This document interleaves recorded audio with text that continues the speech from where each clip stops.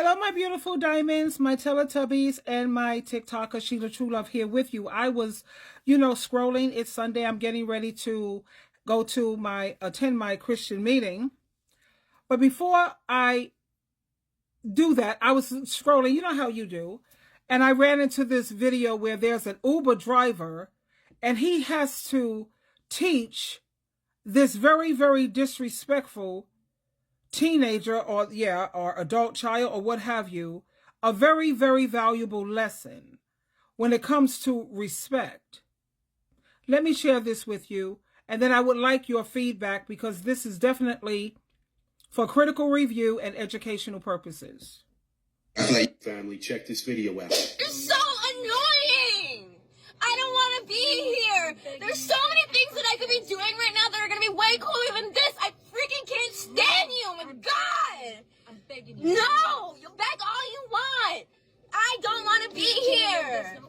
I don't care what you want! Excuse me. I don't mean to butt in or anything like that, but you shouldn't talk to your mother like that. That's just wrong. You shouldn't be butting in. You should be minding your business. I'm sorry, but you're in my car, and I'm having to listen to you talk to your mother that way, and that's not right. That's not right at all. What's not right is you not doing your job. Just do your job and mind your business. I can't help that. What? Your mother took care of you all those years when you were growing up? She put food on the table, clothes on your back, made sure you made it to school, made sure you graduated from school. How can you talk to her like that in a way? What if she wasn't here? What if your mother wasn't here? You know? I had an issue where my mother passed away early in life. My mother wasn't around. I had to live with my dad a lot of the time. I wish I lived with my dad. You shouldn't talk like that. That's just wrong. Your mother loves you, and I'm sure she loves you very much, to go out of her way to take care of you, because moms don't have to. They're responsible for you. And you go out here and you see on the street that some moms are just, they don't even take care of their kids. They let them do any and everything to them. She just doesn't respect me and my choices. She wants to control everything that I'm doing. Well, she respects your choices. She's just trying to help you understand what you do now is what happens to you in the future. Whatever choice that you make, sure, that's your choice. But listen to her because of her experience with you. Family, check this video out. Okay, that's one. Let me share another one with you. Always. If I would have known that I was going to be a single mother, I would have never had children. Now, hear me out. I wholeheartedly love my daughter, but if somebody had told me what came with being a single parent before I got here, trust me, I would have opted out. Like the frustration, depression, the stress, and overstimulation that comes with being a single parent because you're the only one that's solely responsible for those kids. You're responsible for the appointments, the pickups, the drop-offs, the financial responsibility that comes with it. If that job that you're trying to take don't work around your child's schedule, you can't take it. If that job don't pay enough, now you got to pick up another one.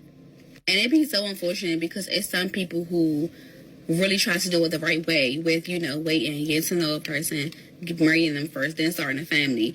And these people really turned out to be what they didn't think they were. That's why I say all the time, you really cannot judge a book by its cover. When it comes to people that you're having kids with, you really get three versions of them. The person they are before the child, the person they are after you have the child, and the person that they turn into if you guys do not work out. And you never know which version of people that you're going to get until it's too late. Yep. So now for me, my mindset is I at least need a community. Even if things happen and me and this person don't work out, time 50-50, money 50-50. When I say everything 50-50, everything will be 50-50. I refuse to single parent again. I don't care how easy people make it look. It is not what it is caked up to be. That's right. It is not a walk in the park. Those long nights, those depressing nights, it is hard. Nobody could sign me up to be a single parent again. And if I would have known. I like what she said, you know, just because you get married, that's not a guarantee that you're not going to end up a baby mama and a single parent. Because I was very, very married before I even decided to have children. My children are here and I love them. Like, there's not even a word that you can create of how strongly I love my children. At the same time, if I knew then what I know now, I would have never had children. I didn't even want children. I did it for my mom. I love my mom like crazy, you know? But and then the thing that really hurts more than anything, the thing that really breaks my heart, which is why I made a video, you know, it's entitled, you have to be careful, you know, your parents, honey. Be a little kinder to your parents. It's called, the point I'm making is you're raising your enemy. They grow up and say that they don't even like you. If you wasn't my mother, I wouldn't have nothing to do with you. You don't have nothing nobody wants. You don't have nothing nobody needs. You're not consoling. You're not comforting. You're a savage. What? I don't even like you. You say things like that to your parents who stayed on the job. And what these children are so confused, mothers didn't have to stay. You could have called CPS, have them come and get these kids, leave them in the hospital with a social worker. Daddies didn't stay.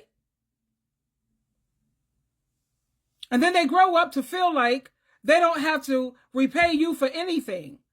They're not supposed to make sacrifices for you. You're toxic, you're abusive, you're disrespectful, and then they go home to that toxic, disrespectful, no good partner who's beyond toxic, and they'll put up with any and everything. That's some hurtful stuff, baby.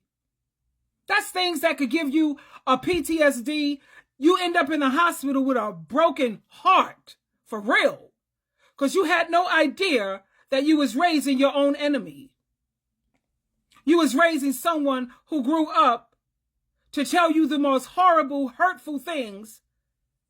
And they can't see how they hurt you. They don't like the way you talk to them.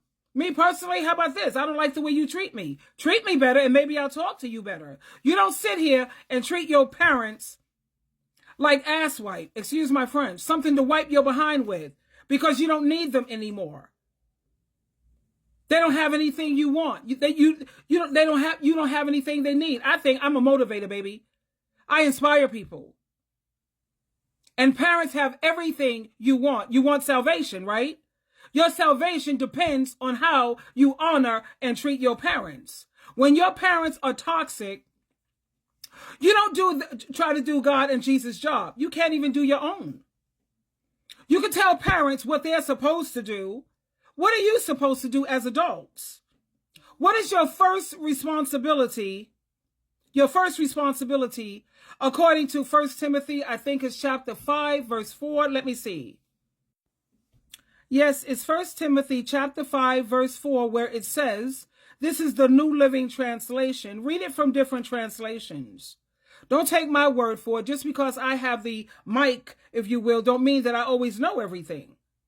But here it says, but if she has children or grandchildren, their first responsibility is to show godliness at home and repay their parents by taking care of them. This is something that pleases God. And it's amazing how they're willing to make sacrifices for someone else, but love is about making sacrifices, right? You're supposed to make sacrifices for each other. And no, you didn't ask to come here. None of us asked to come here. None of us asked to come here. But since we're here, we should look out and take care of each other. That goes without saying. But they don't understand that part either. So like I said, I used to be upset with runaway fathers. I'm not anymore because now I fully understand. The fathers come around after all the work is done. And the kids, they sit up there and they fall for the sob story that he tells. But like I said, it's heartbreaking to know that you're raising your own enemy. They don't even like you. How about that? Anyway, keep them in your prayers, honey. Stay prayed up. I love you. I love you. That's why I make these videos for mothers, single mothers, struggling with these kids.